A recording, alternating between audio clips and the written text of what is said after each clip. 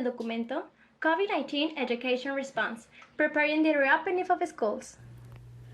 Como sabemos, parte de las medidas que se han tomado para frenar la propagación del COVID-19 desde este febrero del 2020 ha sido el cierre de instituciones educativas en 191 países.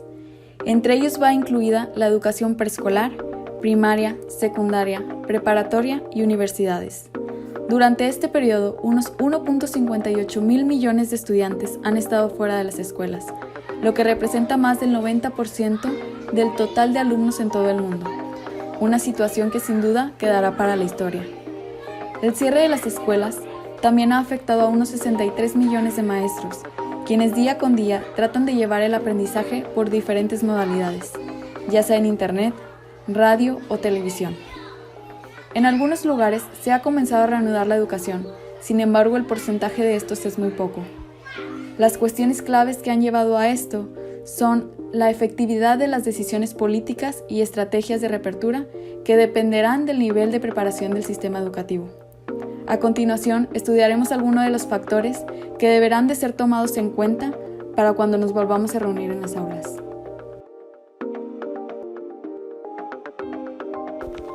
Me parece que nos deja un gran reto a los ministerios de educación, directivos y docentes para trabajar en conjunto. Escuchamos la perspectiva de Andrea Alanís de segundo semestre, quien nos habló de la crisis económica que se vive actualmente. Sabemos que el aumento de las desigualdades en la educación solo alimentará las desigualdades sociales. Además, se agravará la crisis mundial del aprendizaje y esto obstaculizará el progreso hacia el objetivo del desarrollo sostenible, que exige el desarrollo universal a una educación de calidad. También es muy probable que muchos estudiantes no regresen al aula incluso una vez que se resuelva la crisis. Entonces, no solamente hablamos de alumnos rezagados, sino también de los bancos vacíos de los alumnos que no volverán a las aulas. Aunque el panorama no pinta nada bien, ¿qué nos corresponde a nosotros como docentes y futuros docentes para dar respuesta a la adversidad que afrontamos? Bueno, nosotros como docentes, futuros docentes, se buscaría promover la iniciativa, la innovación, la creatividad, además del sentido de responsabilidad social en el alumno, ser más selectivos con las herramientas que proporcionaremos para así consolidar un ciudadano que pueda responder a las nuevas adversidades. ¿Cuál es la mayor problemática en términos económicos que expone este documento, Andrea? La dramática caída de ingresos en el gobierno dará una menor priorización a la educación, hablando a nivel nacional e internacional. Se deberán establecer medidas para limitar el daño a las economías, además de los sistemas de salud, pues serán inevitablemente muy costosos, por lo que pueden sufrir una oferta muy limitada de servicios de educación, teniendo pocos docentes, por ejemplo.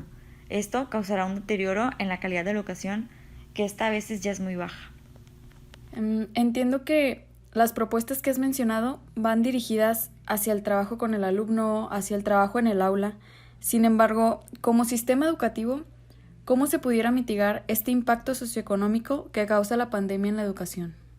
Bueno, dado que no sabemos cuánto durará el confinamiento, ni cuántos presupuestos se desviarán, ni cuánto tiempo tomará recuperar los costos perdidos, lo que sí está en nuestras manos es tomar estas lecciones y transformarlas en oportunidades, ya que tenemos el potencial de transformar la prestación de servicios educativos, especialmente enfocándonos en la educación a distancia para los países más vulnerables.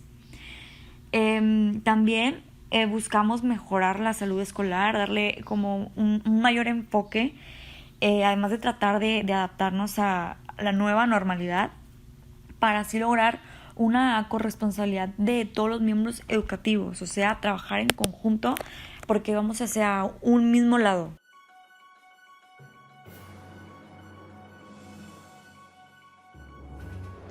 Durante la epidemia del síndrome respiratorio agudo severo, SARS por sus siglas en inglés, en China en el año 2002, por un virus de la familia Corona, China se vio obligada a cerrar sus centros educativos por 2 semanas, y al regresar estudiantes y profesores, el uso de mascarillas era obligatorio, además de controlar su temperatura al ingresar a las instalaciones de los planteles educativos. Esto suena bastante familiar, ¿cierto?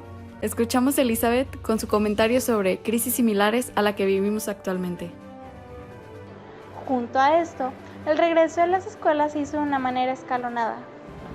Por su parte, durante la epidemia del ébola, descubierta en la República Democrática del Congo en el año de 1976, tuvo su mayor brote en el año 2015 en África Occidental, año en el que se tuvieron que suspender las clases por 6 u 8 meses, dependiendo de la región.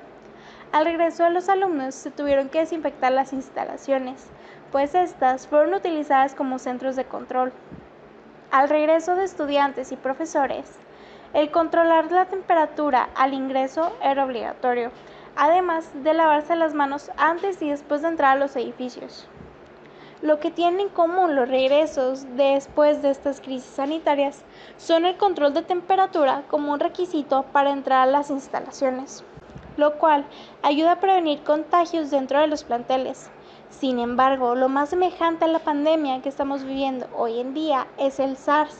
Por lo mismo, esta pandemia es denominada SARS-CoV-2, por lo que el uso de mascarillas también debería ser obligatorio al regresar a los planteles, además del uso de careta para todas las personas quienes ingresen a los planteles educativos, pues según los estudios, el virus puede ingresar por mucosas, ya sea boca o nariz, o bien por la conjuntiva ubicada en los ojos, debido a partículas llamadas gotículas, provenientes de estornudos o de la saliva de las personas quienes lo padecen. Como lo mencionó Elizabeth, aunque estas epidemias fueron diferentes en escala y magnitud, nos dejaron experiencias y estrategias que se empiezan a utilizar actualmente. Un dato que me pareció relevante es que después de la crisis sanitaria, se buscó la manera de prevenir una situación parecida en el futuro, lo cual implicó la adquisición de nuevos hábitos, la nueva normalidad.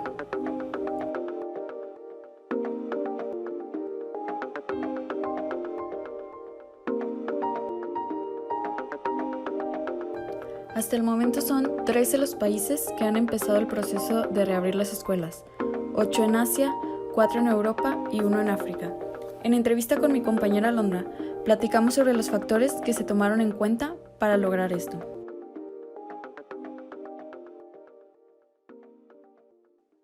Así es, como mencionas, realmente esta situación ha afectado en muchos ámbitos en la sociedad y pues vemos un especial impacto en la educación. Respecto a tu pregunta sobre acerca de los factores, consideramos 3 factores que se establecieron en común en los países que han reabierto las escuelas. El primero fue la evolución y el estado actual del país, es decir, o sea, que realmente estuviera bajo control toda la situación del COVID-19, ¿no? La segunda fue la salud y seguridad, que pues realmente esta se estableció como una prioridad para la comunidad escolar. En base a esto se trabaja en equipo las autoridades de salud y educativas para establecer las medidas adecuadas.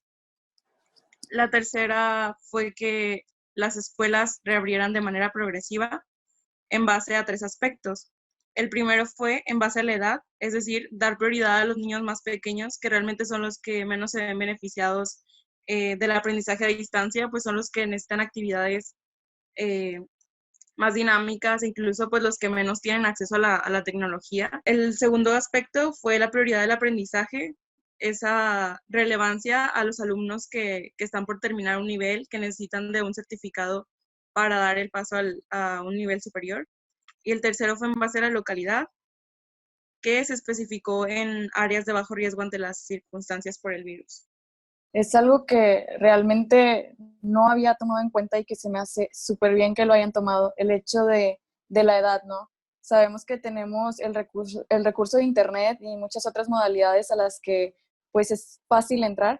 Sin embargo, si nos ponemos a pensar en todos esos alumnos de preescolar y primaria menor, que son los que menos conscientes pueden utilizar a lo mejor la herramienta del internet para lo que es la educación y que necesitan más de actividades como es el juego, que es por la principal medida por la que ellos aprenden, que se considere que sean los primeros en regresar porque es un factor súper importante para su aprendizaje. Es algo que me pareció súper importante que tomaran en cuenta. También el hecho de que pues no todos tienen la entrada fácil a un internet. Existen personas que pues tal vez se les dificulta tener una computadora en su casa, entonces es totalmente cierto eso de que era necesario que lo tomaran desde esa perspectiva en cuanto a los pequeños y a las personas que más necesitaran de estar presentes en la educación. Otro de mis cuestionamientos que más me interesa saber es qué medidas específicamente se tomaron. Mencionabas acerca de que se basaron en salud, en aprendizaje y todo eso. O sea, ¿leíste alguna que pudiera tomar mucha relevancia? Sí, así es. En base a la investigación realizada, pues se nota que en general los países optaron por medidas, en principal, pues de salud e higiene, que tiene que ver con el distanciamiento social, lo que implicó adaptar los salones para que se pudiera cumplir esta condición. El uso de protectores faciales, mascarillas, de cubrebocas, el lavado de manos regular, el uso de gel antibacterial y pues el evitar el saludo de mano. Y más importante fueron las medidas académicas que se establecieron, que fueron, en principio, establecer un horario diferente para el regreso de los alumnos, es decir, que sean por grupos pequeños, que no todos van a ir a la escuela todos los días. Incluso el horario, se mencionaba que el horario de entrada de los maestros iba a ser diferente al de los alumnos para evitar toda esta contingencia. También hablaba de la prioridad que se le va a dar a los alumnos que están por terminar algún nivel académico, que, pues como ya mencionábamos, que requieren de ese certificado y hay que priorizar que terminen la educación. Y sobre todo que estas medidas sean enseñadas en las escuelas, las medidas que hemos mencionado de higiene para la salud y bienestar de las familias en general, pues que sean enseñadas en las escuelas por parte de los maestros, que no se espere que los alumnos lleguen con el conocimiento de todas estas medidas, por más que las hemos visto en los medios de comunicación, sino que pues que les demos las herramientas que necesitan. Algo que destaca el documento y que considero que todos los países deberían de tomar en cuenta es el atender a la salud mental como una medida preventiva. Avi nos habla un poco de esto y de cómo Japón fue el único país en establecerlo de esta forma. Sí, así es. Como lo mencionas, considero también que la parte emocional es muy importante, sobre todo en estos tiempos que hemos estado en este distanciamiento social. No sabemos la situación en que vienen los alumnos, tenemos que considerar todo este aspecto contextual del alumno. Y es muy importante este dato de que Japón consideró esa parte como algo indispensable para el regreso y sobre todo que no nada más para los alumnos, sino también para los docentes, ya que vamos a tener esa función de transmitir, pues, sobre todo esa seguridad a los alumnos. Entonces, pues realmente sí es una cuestión muy importante esto de la parte emocional. De acuerdo a todo esto que hemos platicado, he considerado que pues no solamente se basa en el área del aprendizaje, ¿no? Tuvimos que haber visto diferentes áreas. ¿Cuáles consideras tú que serían como los más necesarios para lograr la reapertura en las escuelas? Bueno, en la investigación encontraba que la UNESCO y la UNICEF establecen 6 ámbitos que se deben, pues, tomar en cuenta para tener impacto en la educación. Es en base a las políticas, financiación, operaciones seguras, aprendizaje, atención a los alumnos marginados y bienestar y protección. Y bueno, de estas dimensiones, las más importantes es la política y la financiación, ya que forman la base para dar lugar a las otras 4 dimensiones. En las políticas tomamos en cuenta los protocolos establecidos a nivel nacional, los planes de estudio en los centros de educación. En la financiación nos referimos al uso adecuado de los recursos, tomar en cuenta que todos vayan en función a priorizar el aprendizaje. Las operaciones seguras, pues como ya mencionamos, es referida a las medidas que han tomado en otros países en cuanto a la seguridad de higiene, el uso de cubrebocas, el antibacterial. En el aprendizaje, pues sobre todo es muy relevante el priorizar los horarios, ya que los alumnos no van a estar yendo con la frecuencia que iban anteriormente. Entonces es muy importante que se tome en cuenta este aspecto. Y sobre todo la priorización de los contenidos, que saber cuáles son los contenidos indispensables para los alumnos. Después viene la atención a alumnos marginados, que esto pues tiene que ver con la atención a los alumnos que requieren mayor necesidad, aquellos alumnos que están en rezago y que realmente requieren de estas medidas para aprender. Y el último hace referencia a la bienestar y protección, que bueno, esto se pudiera confundir un poco con lo de las medidas de higiene, pero va más enfocado hacia, como ya platicábamos, la seguridad emocional, ese hacer que el alumno se sienta en un lugar seguro.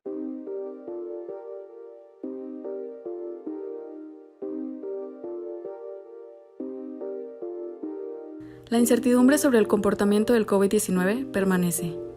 Sin embargo, de acuerdo a la UNESCO, consultar, dar pequeños pasos, evaluar y revalidar las decisiones son el acercamiento más seguro.